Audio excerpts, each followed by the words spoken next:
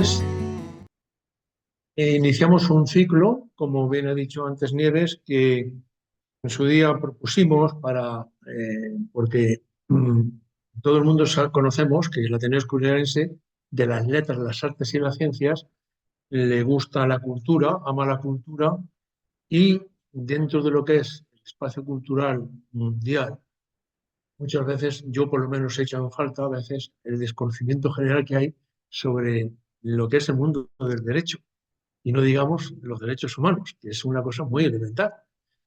Bueno, pues iniciamos un proceso con tal de captar buenos ponentes, que creo que lo hemos conseguido, y vamos a dar solo 5 sesiones porque el tiempo no ha dado para más.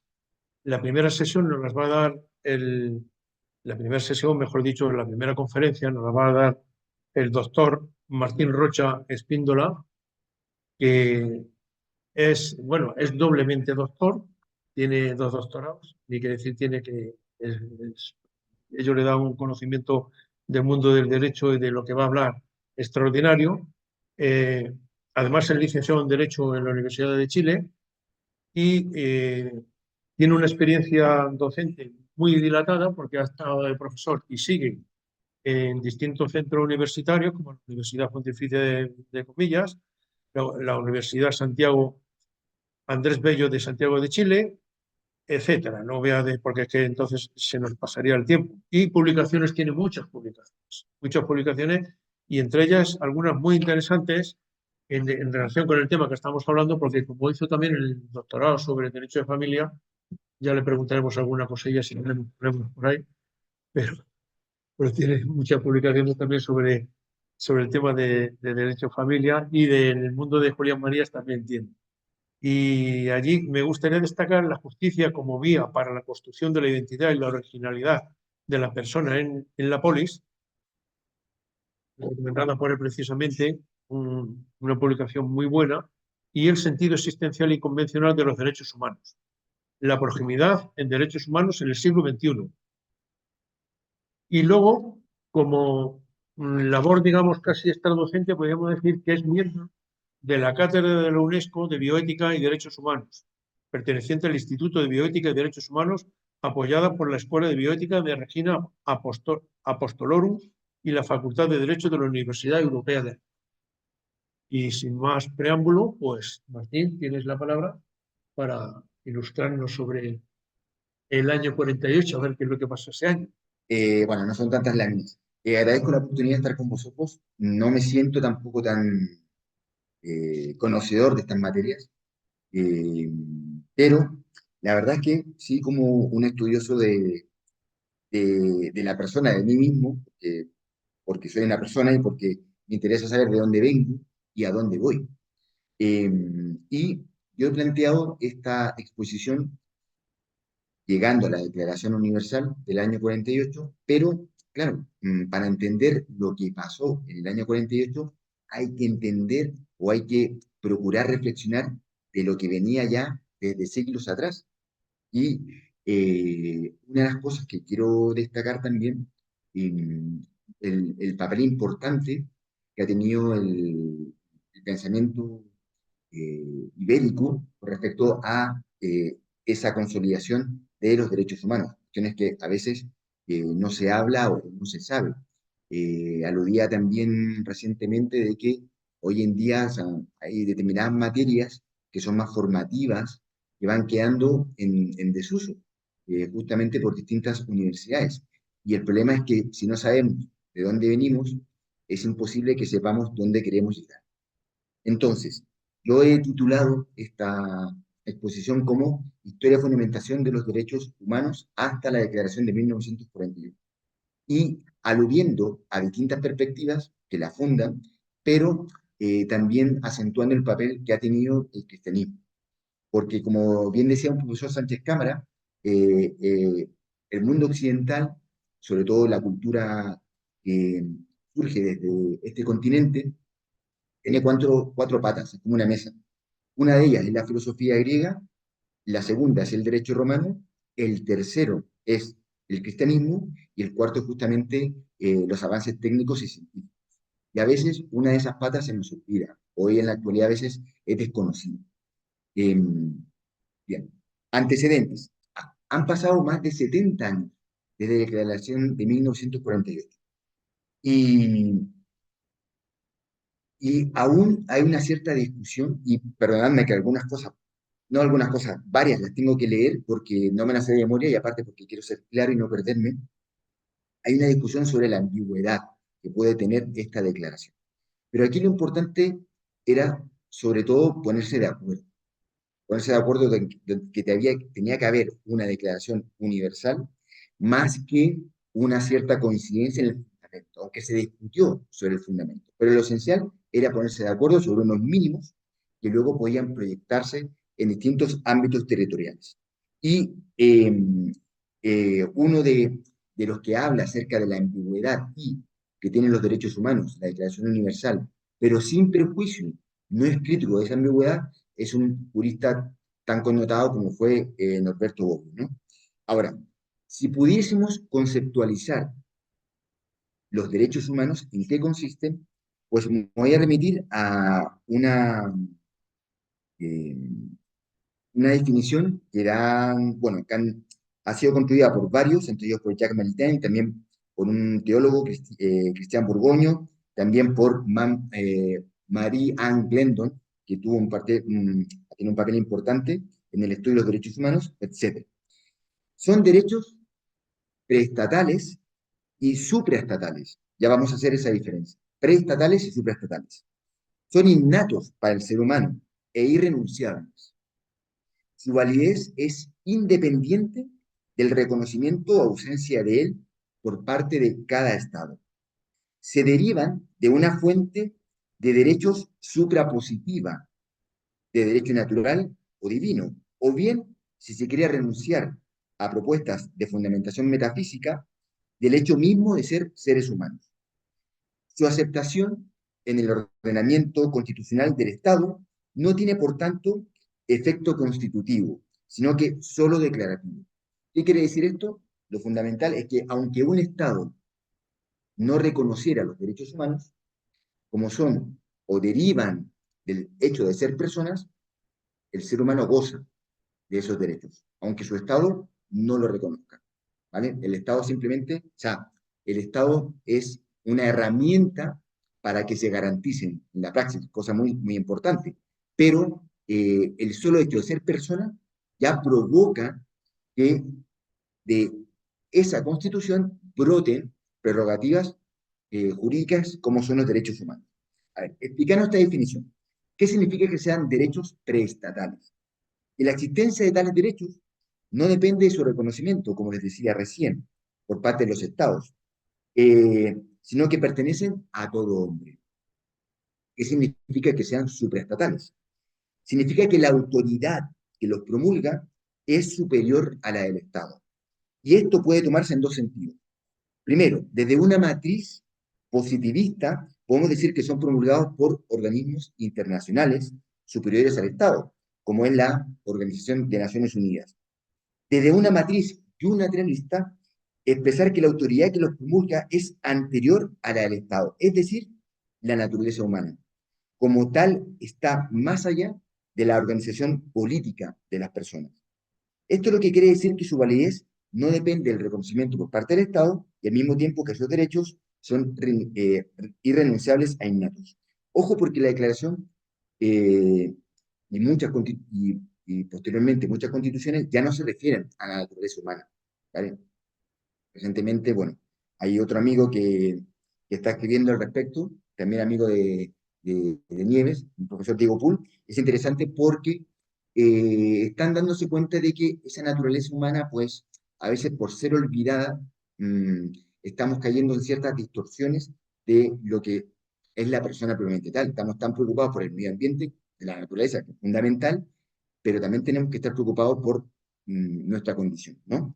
Ahora, em, lo importante es que en el panorama jurídico actual los derechos humanos son un dato jurídico objetivo. Son ampliamente reconocidos como derechos positivos en los diversos ordenamientos. Quizás más que contraponer una visión realista con una visión utópica de los derechos humanos, había que hacerse cargo de que los derechos humanos son una realidad y una utopía al mismo tiempo. De hecho, los redactores de la Declaración Universal presentaron a los derechos humanos como un ideal por alcanzar. Y como dice Norberto Bobbio, ¿no es cierto? Es verdad que la idea de la universalidad de la naturaleza humana es antigua, aunque irrumpe en la historia de Occidente con el cristianismo. Pero la transformación de esta idea filosófica de la universalidad de la naturaleza humana en institución política se da solamente en la modernidad, a través del jus naturalismo, de un naturalismo racionalista del cual algo vamos a hablar. Pero, a ver, en definitiva aquí hay dos cosas importantes. Y me envuelvo. En primer lugar, ¿qué estamos hablando cuando hablamos de derechos humanos? ¿Qué son los derechos humanos? Eso me permite conectar con una noción jurídica, que son derechos subjetivos.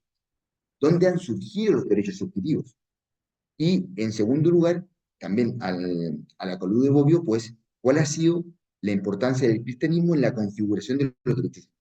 ¿Vale? Veremos que en la modernidad también hay una secularización de un lenguaje que era en gran medida teológico y que por ese sentido también ha podido acoplarse a credos distintos o a otros universos culturales. Bien, hablando del desarrollo de la historia de los derechos humanos. Como decía, eh, estos derechos han tenido un largo recorrido que sus orígenes más remotos nos permiten examinar conceptos del derecho tales como el jus gentium, el derecho de gentes, y la ley natural. Conceptos que son precursores de lo que son hoy en día los derechos humanos. Es verdad que este último, la ley natural, en cierta medida ha caído en cierto descrédito, ¿vale? De hecho, en una de las lecturas que tuve que hacer para esta ponencia, pues, claro, hubo un debate muy interesante entre Habermas y en ese momento cardenal, que fue luego Benedicto XVI, Papa Ratzinger, y el propio cardenal Ratzinger decía que quizás había que dejar el concepto de ley natural porque estaba un poco ya no bien considerado y había que recurrir quizás a otras nociones como es la ley prepositiva, ¿vale? Pero bueno, independiente apuntan a lo mismo, ¿vale? De todas maneras, como dice Maritain, la configuración paulatina de los derechos humanos ha sido el resultado de la búsqueda progresiva de la igualdad política como exigencia de la justicia y como única posibilidad de articular la tensión entre la persona humana como una totalidad insubordinable políticamente con la sociedad como totalidad de personas más allá de la individualidad. De hecho, destaco en una de las obras de Maritain, como es El hombre y el Estado, que justamente a veces pensamos de que el Estado lo es todo, siempre es importante, pero no es todo. El Estado es una parte de la sociedad civil que orienta y dirige políticamente la sociedad civil, pero la sociedad civil no siempre se ha organizado como estados. Las polis griegas, aunque eran ciudades-estados, así se les llama, pero no eran estados, como los conocemos hoy. El Imperio Romano no era un estado, los reinos medievales no eran un estado, pero sí eran sociedades civiles organizadas políticamente. ¿Vale? Bien. Ahora, eh, bien. Respecto a esa trayectoria histórica, en primer lugar me voy a empezar de más atrás de la antigüedad clásica, digamos, paralelo. Pero me voy a remitir primero a ciertas nociones que existen tanto en el Antiguo Testamento como en el Nuevo Testamento que podrían tener relación con los derechos humanos. Y es que quizás, como ha dicho el autor Joblin, la consagración de la individualidad es el tronco común sobre el que diversas maneras de entenderla han ido a acoplar sus propias concepciones, ¿vale? Y, por ejemplo, desde las eh, Sagradas Escrituras del Antiguo Testamento, ¿no es cierto?, destaca una reflexión teológica que es la Imago Dei, tema central en las Sagradas Escrituras que posteriormente van a ser desarrolladas, va a ser desarrollada esta corriente por los padres de la Iglesia. y que en definitiva conlleva de que no hay derecho sin dignidad, ni dignidad sin derecho, porque ambas magnitudes son resultado de la relación con Dios. No os he dicho, pero todo esto requiere terminar en intentar entender qué significa que seamos dignos, la dignidad del ser humano, ¿no? Ahora, el cristianismo, bajo esta perspectiva, puede ser entendida como un mensaje religioso moral que en algunos aspectos entraba con un conflicto con las concepciones jurídico-políticos de la Roma imperial.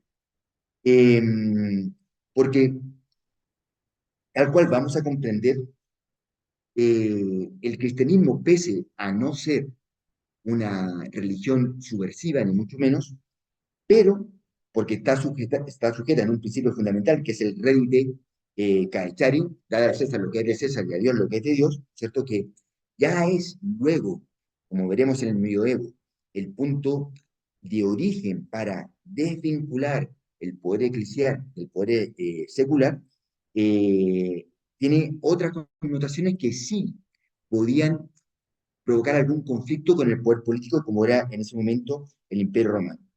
Eh, ¿Por qué? Porque había una necesidad de justamente eh, no reconocer al emperador como un dios, como a veces se pedía. Por consiguiente, eso provocó un conflicto que recién vino a ser, en el fondo, tranquilizado, pacificado, bajo el gobierno del imperio de Constantino y otros más, Diocleciano, etc. Pero bueno, ahora, como decía, el- empieza a haber un conflicto entre el cristianismo y la historia cuando ocurre algo que es a favor del mismo, que es la universalización de la ciudadanía romana, bajo el gobierno de Caracal al año 212, ¿no? Pero eso va a llevar a un conflicto, como os dije recién, que se va a resolver en gran medida con el Edicto de Milán en el año 313, que concede a los cristianos la libertad de culto que ellos reclaman para todos los ciudadanos del imperio. Esta disputa culmina con el reconocimiento de la libertad religiosa como derecho subjetivo universal, aunque desde luego sin teorizarlo de esta manera. Sin prejuicio, esa libertad religiosa va a ser luego justamente protegida y fundamentada por padres de la Iglesia como Gregorio Nacianceno, Hilario de Poitiers y San Juan Crisóstomo. Ahora, no empieza en Roma, empieza justamente con anterioridad a la misma. No me he referido a ella, al mundo griego, ¿vale? Pero ese mundo griego volverá a aparecer justamente en el ámbito que actualmente vamos a denotar, que es la Europa medieval, la cristiandad medieval, porque son las ideas aristotélicas, a pesar de la crítica que hay con respecto a Aristóteles por su tratamiento de eh, la esclavitud, quien le da algún fundamento filosófico, algún fundamento no suficiente, de lo que hoy en día conocemos como dignidad. Y en el orden jurídico medieval, para mí van a haber tres grandes ponentes que tienen relación con los derechos humanos, aunque sea de manera indirecta.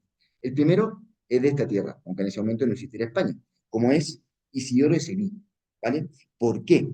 Porque él tuvo, como en la época era muy sabido, un afán de recopilar fuentes jurídicas, no solo romanas, sino que también canónicas. Y él, considerando la definición de un piano, dice que el derecho puede ser natural, común o atingentes. Derecho natural es el común a todos los pueblos y existe en todas partes, no por ley o constitución, sino por instinto de la naturaleza, como la unión del hombre y la mujer, recepción y educación de los hijos, la misma libertad para todos, común posesión de todas las cosas y derecho a adquirir todo lo que en la restitución, adquirir todo lo que en el cielo, en la tierra y en el mar existe. Ojo con lo último, en el mar, porque será la discusión sobre el derecho de apropiación en el mar, que será defendida en parte por Francisco de Vitoria y sobre todo por Hugo Grocio, quien dará lugar a lo que conocimos como el derecho, como el naturalismo racionalista, ¿vale? Que es la antesala de las declaraciones de derechos de la modernidad. Además, es derecho natural la restitución de lo prestado o de las cosas depositadas. Rechazar la violencia por la violencia. O sea, estas cosas y otras semejantes nunca son injustas, sino naturales y de equidad. Es decir, de este texto de San Isidoro de Sevilla, que depende de Ulpiano en la división del derecho, en el origen del derecho natural, debe destacarse el énfasis en la libertad y en la igualdad, amén del reconocimiento del límite del poder del soberano, en cuanto el derecho natural no es fruto de su voluntad. De hecho, la vertiente política en San Isidoro de Sevilla se puede entender de que el poder político deriva de Dios, pero pasa a la sociedad, al pueblo, y el pueblo lo delega en el rey, que de hecho tuvo luego esa visión del poder político, importantes connotaciones en los antecedentes españoles de la Constitución de 1812. Bien, ahora, hay una paradoja con respecto a San Isidoro, y también la veremos con posterioridad, que es la discusión sobre la esclavitud. No hay una crítica de la esclavitud, pero no se ve como algo positivo, pero como que una situación que en definitiva se conlleva, ¿vale? No hay casi rastro, y la idea aristotélica dice, perdón, no hay una discusión, pero al mismo tiempo lo que sí es que es una situación más fáctica que no puede comprenderse teóricamente o no puede fundamentarse filosóficamente. Como bien dice Tierney, no hay casi rastro de la idea aristotélica de la esclavitud natural en los escritos de de los decretistas, que beben también de San Isidoro de Sevilla, pero se topan con el problema de conciliar la libertad natural con la servidumbre. La mayoría lo sigue haciendo basándose en la enseñanza de San Agustín, que la esclavitud y por consiguiente la servidumbre son derivaciones del pecado. Pero, a ver, sin perjuicio de ello, vuelvo a una idea que he destacado precedentemente, dentro de esas libertades, la que más destaca es la libertad religiosa, ¿vale?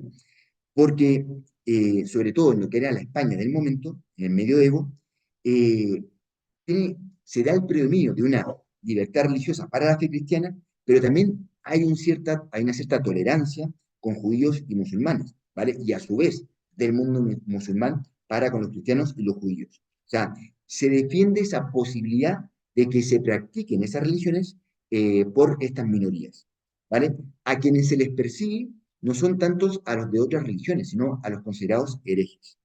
Sin perjuicio, en otras latitudes, en el año 1215, como sabéis algunos, redacta la Carta Magna, la Magna Carta, que con frecuencia, sobre todo en el mundo anglosajón, se le defiende como el precedente inmediato de los derechos humanos. Sin perjuicio, no fue tanto una declaración de derechos humanos, ni mucho menos, sino que una limitación del poder soberano en beneficio de los señores feudales y de otros intereses corporativos y más que una salvaguarda de derechos humanos, de derechos individuales. Perdón.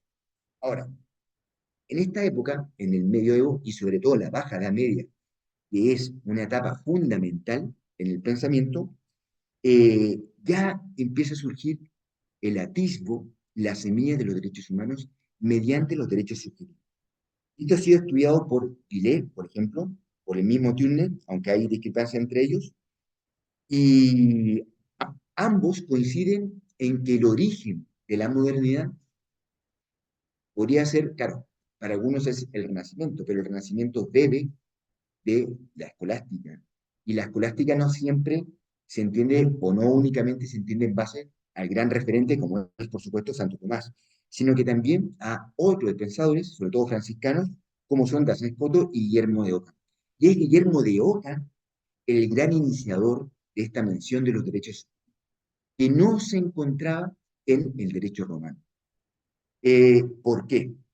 Villé ha dicho que hay una transición con Guillermo de Oca. Se pasa de una concepción del derecho como cosa, no en el sentido de objeto, sino en el sentido de atributo de realidades físicas, como el derecho de uso o usufructo, propia del derecho romano, a la concepción de derecho como un poder que reside en un sujeto. ¿Vale? O sea, en la primera connotación romana es más objetiva, que le reconoce a alguien una realidad, pero no porque dependa de un sujeto, sino que es una realidad objetiva, le corresponde, ¿vale? Y, de hecho, el concepto de jus subyace a la definición de justicia de Ulpiano, que quizás algunos o muchos de ustedes conocerán. Si un jus quinc tribuere, vale decir, no es el de una facultad, sino de lo debido a algo. La realidad invita a constatar que se le debe algo a alguien, ¿vale? No es una potencia más o menos determinada de un sujeto, sino una realidad concreta que le corresponde en virtud de la justicia. Ahora, ¿por qué surge esta connotación del derecho subjetivo? Hay un antecedente en el medioevo que es el de dominio, que luego será rescatado por Francisco de Vitoria. Esta palabra se ocupaba sobre todo en el ámbito del derecho de propiedad, y luego va a ser usada por los juristas españoles del siglo II. Villey, perdón, sostiene que la transición no podía darse sin un horizonte metafísico. O sea, el empleo del dominio, que luego será rescatado como derecho subjetivo, necesita de un horizonte metafísico. Y ese horizonte se lo va a entregar el voluntarismo de Ockham. Villey, como buen tomista, o influido por el tomismo, aunque yo digo que es más descendiente de Aristóteles, critica el tránsito de un concepto objetivo de derecho a una concepción subjetiva del derecho. Sobre todo porque ya en esa época en Villey, que él defiende como aristotélico, los derechos subjetivos modernos se han hecho hiperextensibles y básicamente corresponden con pretensiones cuasi limitadas de los individuos. De hecho, hay un libro más o menos reciente que justamente trata de que los derechos humanos se transforman en anhelos y los seres humanos tenemos muchos anhelos. Y si todos los derechos humanos, o sea, todos los anhelos tienen que ser reconocidos, pues puede haber problemas. Puede haber problemas problemas políticos y que no todos los derechos, no todos los anhelos humanos requieren de esa consideración como derechos humanos. Ahora, ¿por qué surge esta disyuntiva en Ockham? Les voy a explicar esto. Ockham era franciscano. Los franciscanos daban gran importancia a la pobreza, como lo había sobre todo solicitado su fundador San Francisco de Asís, quien estableció esa regla de la pobreza, pero para su orden, ¿no? Así como para otras órdenes. Pero muchas de estas órdenes, mendicantes sobre todo, dominicos y franciscanos, eran propietarios de tierras y bienes, de palacios inclusive. Entonces hay una contradicción aparente entre esa pobreza y y el ser dueño de tales bienes. Pero Guillermo de Ockham, muy astutamente, acude a que aquí hay una fictio juris, hay una ficción.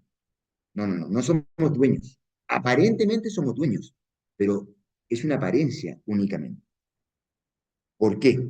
Porque dice Guillermo de Ockham, que forma parte de una corriente más espiritualista de los franciscanos, que mediante la propiedad de los bienes corresponde a la Santa Sede, ¿vale? Pero es la Santa Sede quien cede el uso a la orden franciscana. Cede el uso, es una potestad, es un derecho subjetivo, deriva del dominio, ¿vale? Pero es el uso, pero el dominio sigue siendo de la Santa Sede. Eh, es decir, la orden franciscana, por su propia voluntad, ha renunciado a la posibilidad de ser propietaria, de ser dueña. Solamente va a gozar del uso. ¿Me vais siguiendo?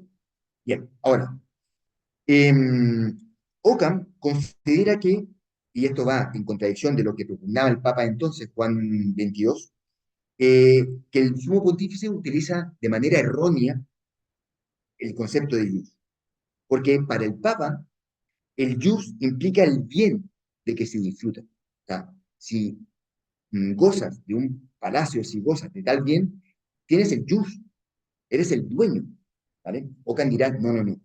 El jus lo tiene la iglesia, lo tiene la Santa Sede. Nosotros tenemos una atribución que deriva de ese jus, pero no es todo el jus, ¿vale?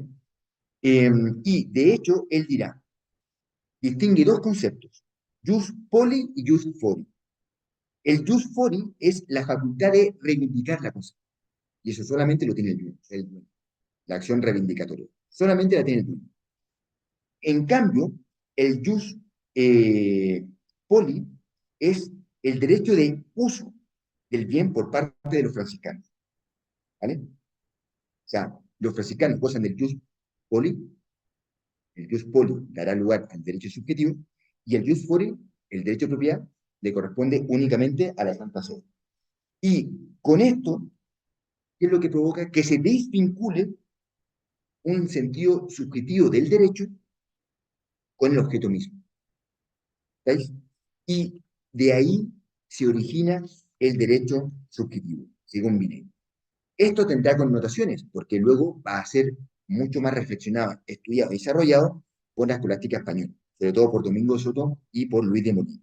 Sin perjuicio, es verdad que Brian Tierney contradice a Villé y dice, no, no, no, los derechos individuales surgen como antecedentes previos a esta discusión que hubo entre Guillermo de Ockham con los franciscanos y el papado.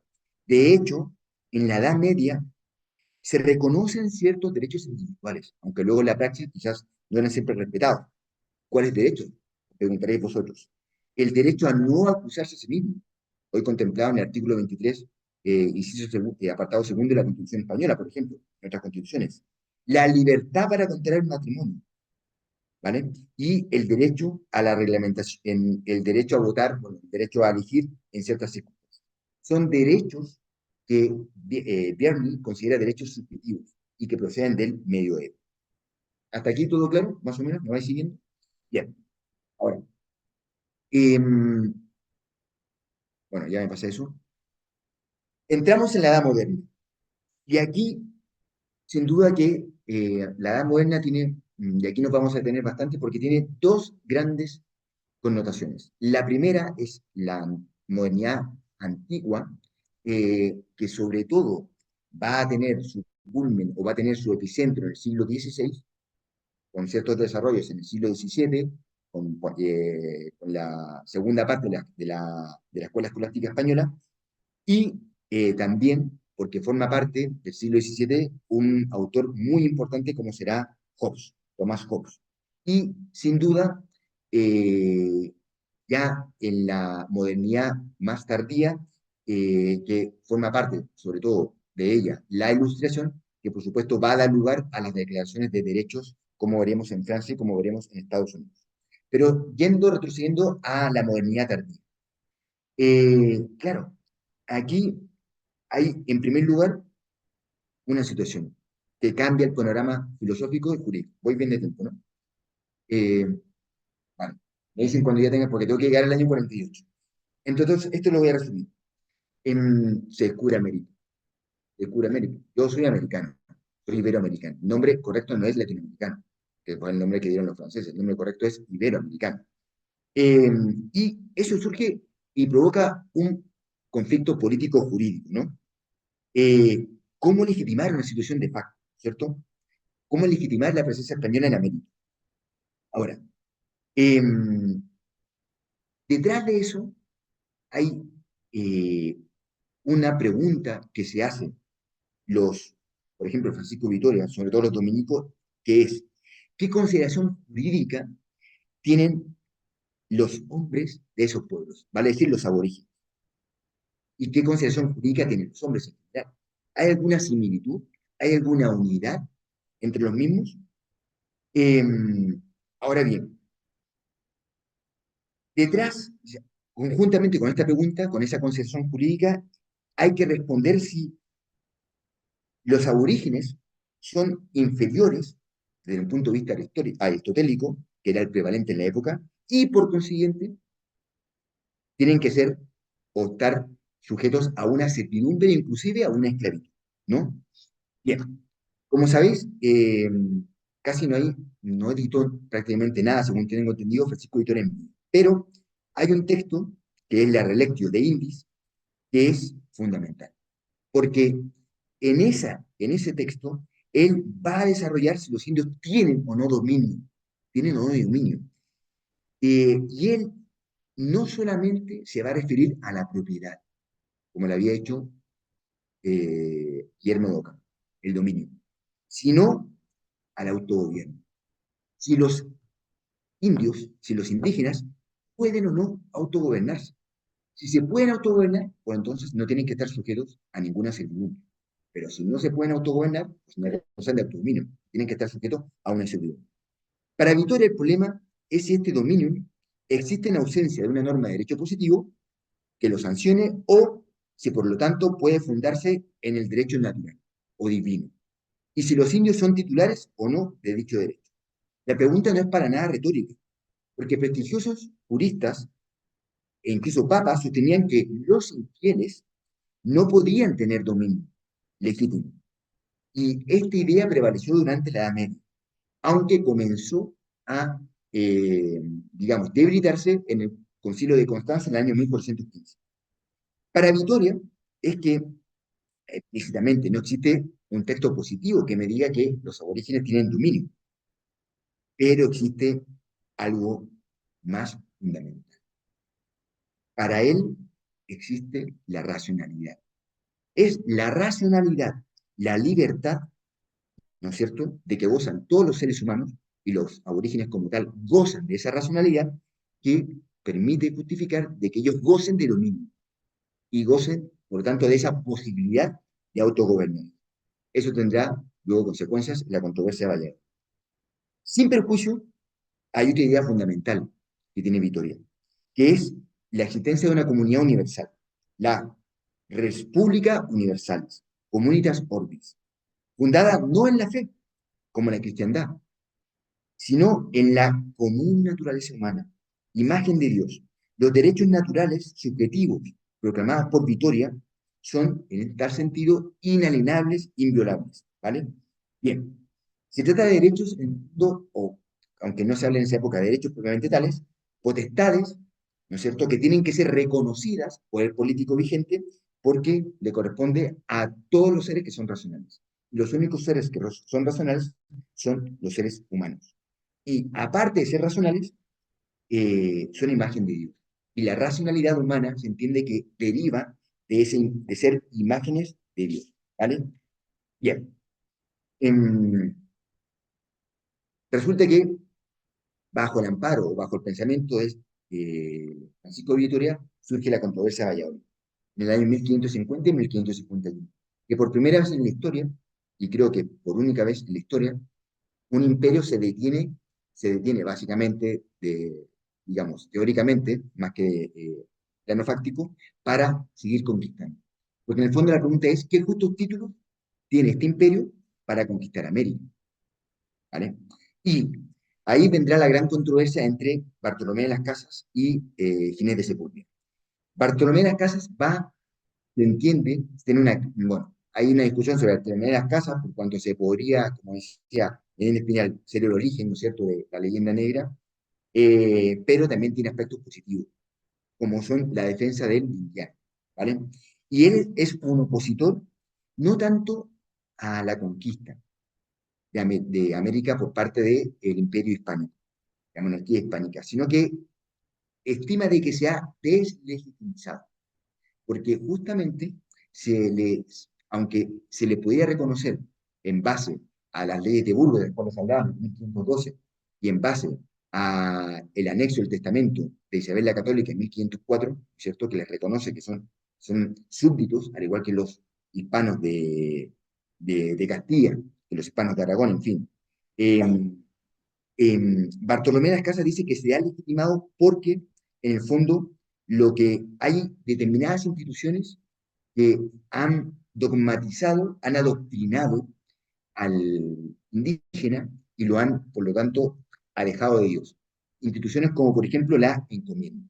La encomienda surgió a raíz de las leyes de Burgos, ¿no es cierto?, en el año 1514, y era una prerrogativa para que los indígenas trabajasen sus tierras, pero de una manera normada se les reconocían estos derechos a la educación, ciertos derechos a la vivienda, ciertos derechos también a ser evangelizados, pero el problema es que en la praxis no siempre se cumplía con tales encomiendas, ¿vale? Y esto conllevó a que por ciertos encomenderos, que de hecho en algunos casos era vitalicia, en el plano práctico se fuera una esclavitud, cosa que no se reconocía legalmente, pero en el plano práctico algunos interpretaron la encomienda como una esclavitud.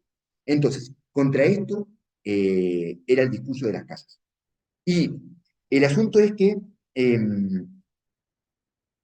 de esa controversia No hubo un ganador claro, hubo más bien un empate, pero lo principal fue que se reconoció la importancia de la conquista, se reconoció la importancia de acentuar la protección de los indígenas, ¿cierto?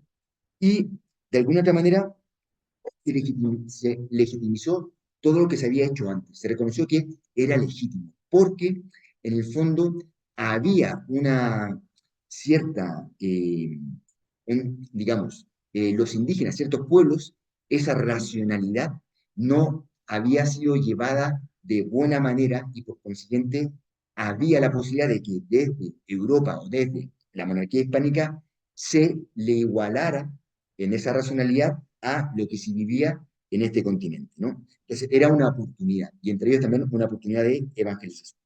Ahora, eh, como sabéis, también Francisco Vitoria va a influir en lo que se llamó el Jus Gentium, ¿no es cierto? Y el derecho de gentes, lo que hoy sería el derecho internacional. Y sobre este punto, quiero resaltar que el derecho internacional, sobre todo, en ese momento se va a abocar a la libertad de los bienes, que será también discutida por Hugo Chávez, ¿vale? Eh, Vienen las épocas de las guerras de las religiones y, por consiguiente, aquí hay dos grandes ámbitos que proteger jurídicamente. Una es ese derecho al libre comercio, mares, ¿cierto? Y por otra parte, la libertad religiosa.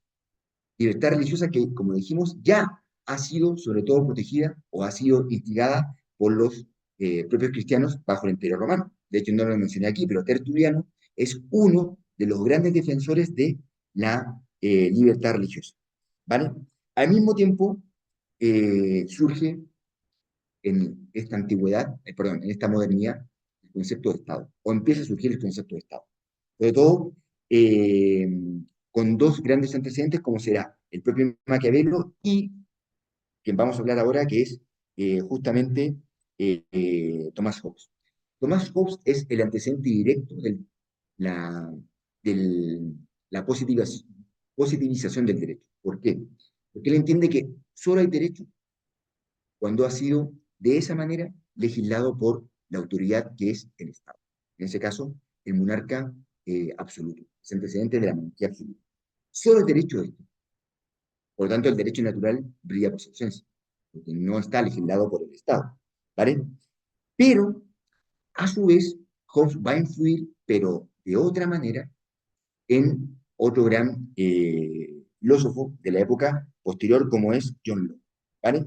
¿Por qué lo menciono? Porque sobre todo John Locke va a entender, al igual que Hobbes, que, y a diferencia de los organicistas de la Edad Media, antes, sucesores de Aristóteles, de que la sociedad no ha surgido por una cuestión natural, sino que ha surgido más que nada por un acuerdo, el contrato social. Y que en el contrato social lo que hacen los seres humanos es delegar ciertos derechos en el Estado. Y que el Estado, la autoridad, a su vez se encarga o se ordena, se obliga a respetar tales derechos. Para Hobbes, el derecho fundamental que se delega y que tiene que ser respetado por el Estado es el derecho a la vida. En cambio, para Locke serán tres derechos: el derecho de propiedad, el derecho a la vida, sobre todo, y la libertad de pensamiento, la libertad de conciencia, básicamente. Digo libertad de conciencia hasta cierto punto, porque John Locke, me parece que es en su segundo tratado sobre la tolerancia civil, no alude a los católicos. Los católicos no pueden ser tolerados. ¿Por qué? Porque justamente sirven a un rey extranjero como es el Papa. ¿Vale? Bien. Y otra cosa importante para John Locke, la propiedad no es simplemente tener algo. La propiedad implica el derecho a la honra y el derecho a cuidar. Y cosa importante, porque luego muchas veces se le critica el liberalismo, que solamente defendió la propiedad sobre los bienes, pero John Locke, que es el origen fundamental del liberalismo, no habla de la propiedad únicamente en términos materiales. ¿Vale?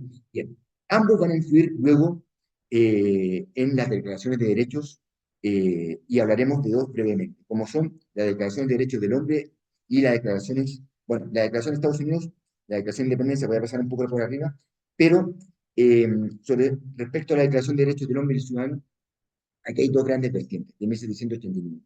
En primer lugar, este liberalismo incipiente, creo que Sí, bueno, si queréis, vale, perfecto. Una pregunta, ¿les estoy aburriendo? ¿Estoy yendo rápido? Vale, perfecto, perfecto. Vale. Aquí sobre la Declaración de los Derechos del Hombre, de 1789. Esto va a ser importante por tres motivos. Primero, influye ese incipiente liberalismo, sobre todo derivado del mundo anglosajón, pero sobre todo los ilustrados franceses, vale decir, Montesquieu y Rousseau, ¿vale? Pero al mismo tiempo, ya esta declaración va a dar cierto margen a discusión con la Iglesia Católica, ¿vale? Cosa que no sucedió con la Declaración de Independencia de Estados Unidos. ¿Por qué? Porque en el fondo, la Declaración de Independencia de Estados Unidos lo que se forma es un nuevo orden político. Fue la primera democracia probablemente tal, la primera democracia liberal, ¿vale? Pero en esa democracia liberal el origen también es religioso, cosa que en la Declaración de los Derechos del Hombre de 1789 hay un pacto para reconocer cierta religiosidad, pero no está basado en un Dios revelado, está basado en un Dios deísta, un Dios que es en el fondo racional, ¿vale? Bien, y eso conllevó críticas con respecto a la Iglesia Católica y a su vez también a la constitución del clero, que provocó que el poder religioso, o digamos, la estructura religiosa esté bajo el gobierno civil, ¿vale? Bien, importante en esa declaración, obviamente, que es el reconocimiento de que todos los hombres son iguales, ¿vale? Y que es una igualdad que deriva justamente de su naturaleza, que es una naturaleza racional. Pero hay un gran vacío. ¿Cuál es ese vacío?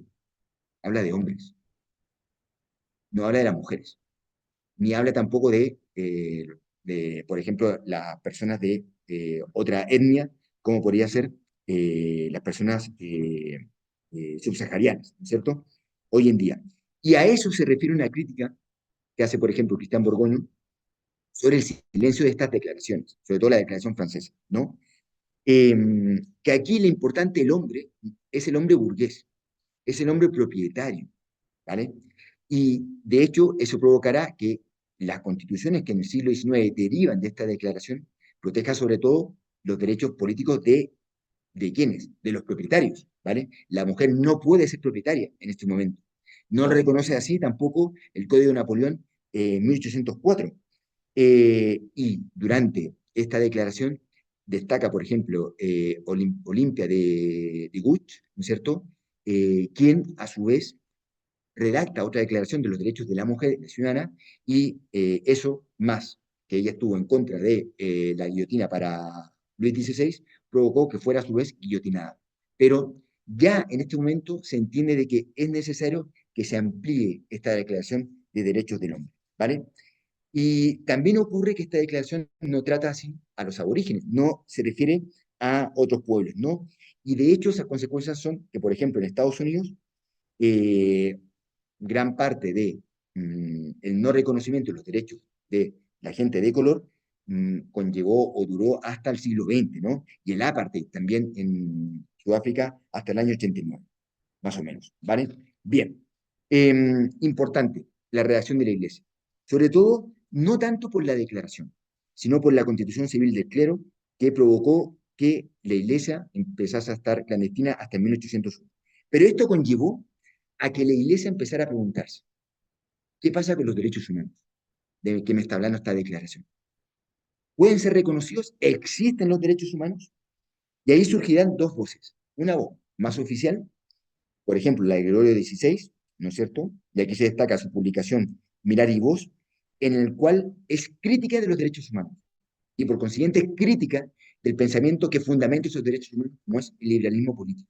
Y a su vez, un sector que será más reformista, en el cual destaca Lemene y destaca también, eh, otro, un italiano que en este momento se me olvida, bueno, ya me recordaré, que están a favor de conciliar cristianismo, derechos humanos, son catalogados como liberales católicos, ¿vale? Pero ¿por qué le critica Gregorio XVI? Critica esta declaración en su documento porque, sobre todo, porque dan a entender que existe una libertad de conciencia y él no está de acuerdo con esa libertad de conciencia. Se refiere a la misma como absurda y errónea, y es más bien un delirio, ¿vale? De hecho, Pío IX, en su encíclica Nostis et Nosbicum, ¿no es cierto?, también va a ser crítico de que el poder político justamente se arrogue esa facultad para reconocer una libertad de conciencia, ¿vale? Que en el fondo es una consecuencia justamente de la imago Dei, y es poder político no puede intervenir ahí. Es solamente la Iglesia quien debiese reconocer tal libertad, ¿vale? El asunto es que, de alguna otra manera, este pensamiento político, sobre todo liberal, conlleva una serie de revoluciones. Recientemente destaca un libro, La Primavera Revolucionaria, editado por Gutenberg, sí, Galaxia Gutenberg, que justamente habla de la importancia que tuvieron las revoluciones en el año 1848 en Europa, que es la única revolución realmente europea, porque ocurrió en varios sitios a la vez, ¿vale? Desde Valaquia hasta Francia, por ejemplo. Y bien, pero esta crítica que hace la Iglesia al liberalismo provoca que también cuando hay gobiernos liberales, en gran medida en el siglo XIX, de hecho también en España, probó un efecto que es, o una regulación que será, mejor dicho, una acción política que es la desamortización, ¿vale? Bien, entre otras cosas. Ahora, sin prejuicio, estas declaraciones, este liberalismo incipiente, y hablamos de Hobbes hace poco, va a conllevar, ¿qué cosa? Lo que se llama la positivización de los derechos humanos. Pero son derechos principalmente civiles, son derechos políticos, son derechos individuales, son derechos, digamos, burgueses. En el plano económico está ocurriendo la revolución industrial y por consiguiente surge la cuestión social. Y la Iglesia Católica, si bien va con retraso con respecto a estos derechos individuales, va a retomar terreno, va a recuperar terreno, mejor dicho, con los derechos sociales. La Iglesia Católica está más de acuerdo con el reconocimiento de los derechos sociales que surgen de la cuestión social, más que los derechos individuales. ¿Por qué? Porque critica estos derechos individuales porque surgen de un individualismo, surgen de una artificialidad, como considera al contrato social. En cambio, los derechos sociales surgen de la necesidad de qué? De dar cobijo, de dar protección a ciertos segmentos de la sociedad que están más desprotegidos por la economía o están más desprotegidos por el poder político. ¿Vale? Ahora, eh, se ha discutido si estos derechos sociales son realmente derechos, ¿vale? Sobre todo han sido discutidos porque no tienen, así, a diferencia de los derechos individuales, no tienen como un contenido muy claro, ¿vale? Y depende mucho del Estado en el cual se le busque su protección. Antecedentes son la Poor Law de 1839 en Inglaterra y, sobre todo, antecedentes serán las medidas que llevó a cabo el Estado prusiano en 1883, ¿vale? Bien, el asunto es que estos derechos sociales, que son los derechos de segunda generación, los derechos individuales, políticos y civiles son los derechos de primera generación, ¿no es cierto?, van a provocar que surja a nivel político un antagonista del liberalismo. ¿Cuál será? El marxismo. Pero el marxismo no va a estar de acuerdo con los derechos humanos. ¿Por qué? Porque considera que en el fondo solamente son consideraciones a favor de la burguesía, no del proletariado. Pero sí, quien va a retomar estos derechos humanos y los va a socializar es lo que se conoce como un socialismo más reformista, ¿vale? Entre otras cosas, el movimiento solidarista francés, ¿vale? De hecho, como decía, estos derechos, en primer lugar, solamente van a proteger a una parte de la población, o un segmento, como son los trabajadores. Ya a partir de la Segunda Guerra Mundial, con la declaración de 1948, ya no es solamente con respecto a los trabajadores, sino que con respecto a toda la población, ¿vale? Aunque hay un antecedente, que fue la Constitución alemana de Weimar de 1918, si no me equivoco el año, ¿vale? Bien, ahora, eh, bueno, los derechos sociales sí que van a ser o van a tener mayor acogida por la Iglesia Católica y, como lo veremos en la Rerum Novarum y en la 40 Ano, y por supuesto en la Centésimos Anos de Juan Pablo II, ¿vale? Eh, el asunto es que estos derechos, tanto individuales como sociales, se van a mantener más o menos con pocas renovaciones durante gran parte del siglo XX, hasta que ocurre la Segunda Guerra Mundial, que es el antecedente necesario para comprender justamente la declaración de 1948. ¿Vale? ¿Qué pasa en la Segunda Guerra Mundial? La Segunda Guerra Mundial es fruto del debilitamiento que habían tenido las democracias liberales y es sobre todo fruto del surgimiento del fascismo por una parte y también del marxismo-estalinista, ¿vale? No hay que olvidar que aunque son dos polos opuestos, al parecer, ¿no es cierto?, el fascismo y el marxismo staliniano, pero ambos coinciden en algo, que son colectivistas. Ambos coinciden en algo que es fundamental, que es contrae totalmente los derechos humanos, que es en el fondo, considerar al Estado por sobre la persona humana. La persona humana tendría que estar al servicio del Estado, cosa que los derechos humanos, por supuesto, están en contra de ello. Ahora, los derechos humanos son nuevamente redescubiertos luego de la Segunda Guerra Mundial por las atrocidades que se habían cometido, ¿no? Y surge la importancia, sobre todo, de que no solamente tengan reconocimiento a nivel estatal en las constituciones, como por ejemplo la Constitución de Weimar, o en declaraciones como en Francia, sino que es necesario que exista un organismo internacional quien le dé protección jurídica y política a tales derechos humanos. Había un antecedente, la Sociedad de las Naciones, de 1914, bueno, después de la Primera Guerra Mundial, pero no fue fructífera, ¿vale? Por consiguiente, surge la voluntad política de la configuración de eh, de las Naciones Unidas, de la Organización de las Naciones Unidas, y una de las primeras tareas que va a buscar las Naciones Unidas, pues justamente la Declaración de 1948. Y esta declaración es la reformulación de una larga tradición que hemos visto, pero es menos presuntuosa, es más modesta que la Declaración de Independencia de Estados Unidos, que la Declaración de los Derechos del Hombre y el Ciudadano, porque busca la universalidad, busca la acogida por la mayor cantidad de estados.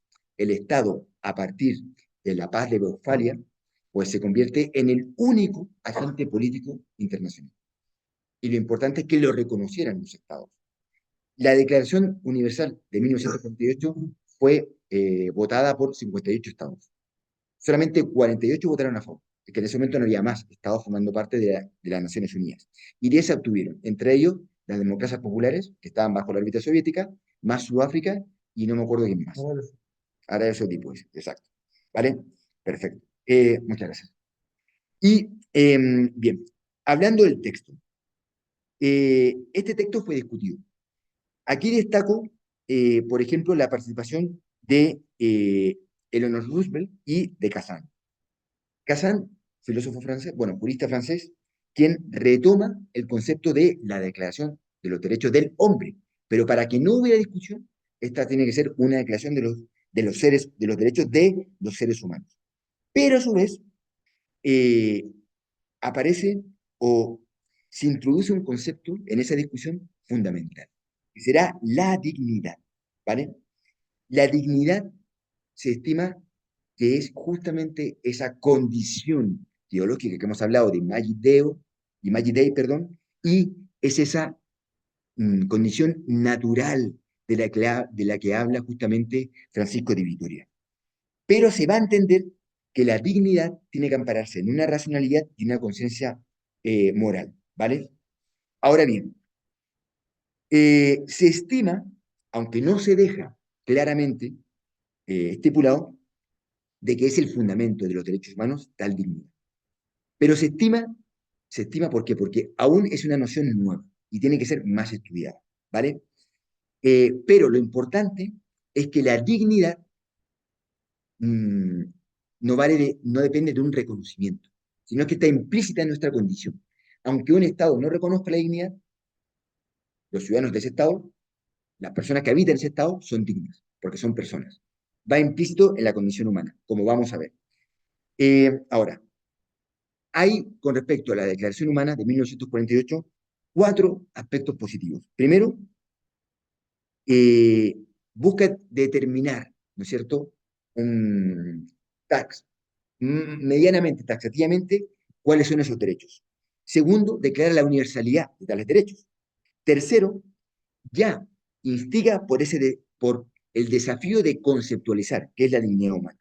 Y cuarto, que es fundamental, va a relacionar derechos humanos con democracia.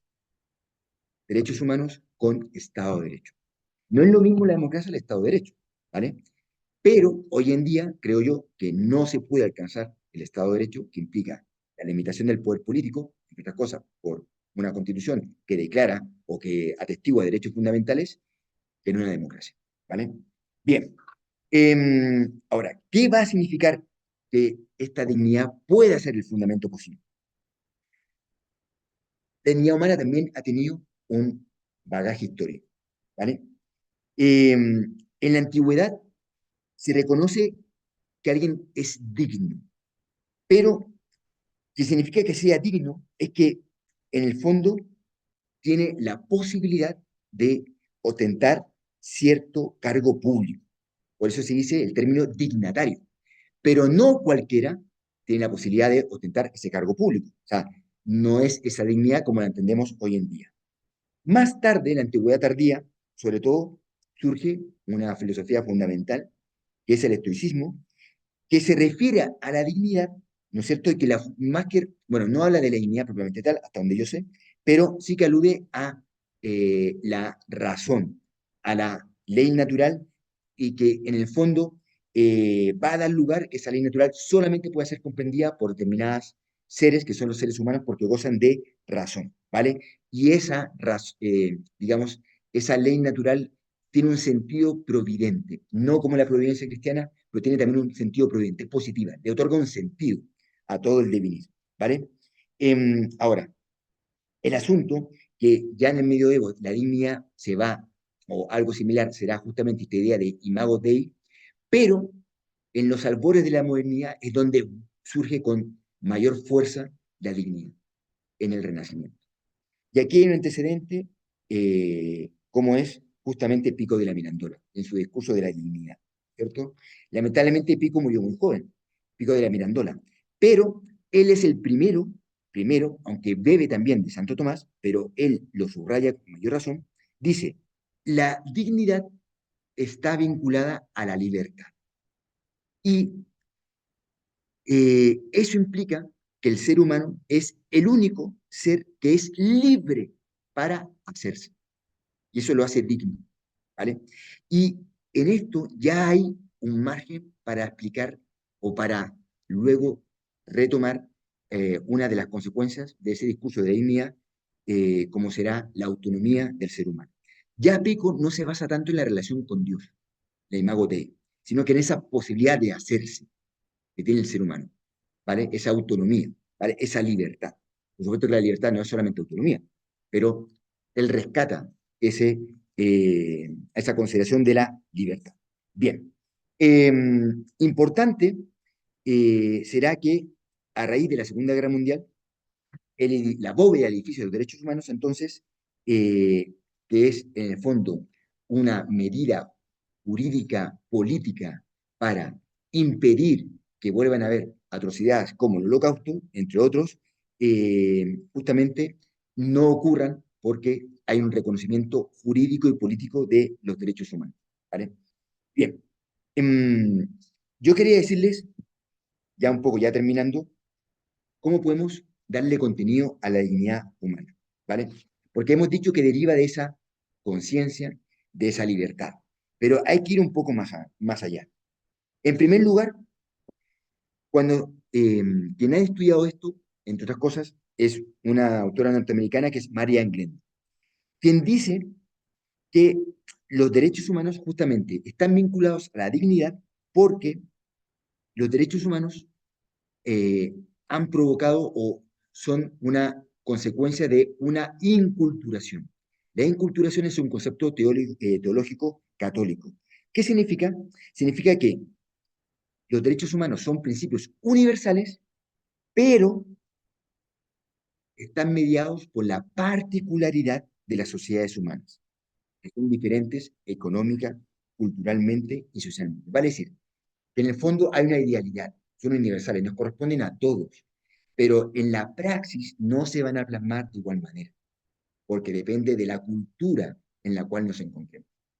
Claro está claro está, y aquí puede dar lugar a un debate, decíamos que la democracia, a partir de la Declaración de los Derechos Humanos, está vinculada a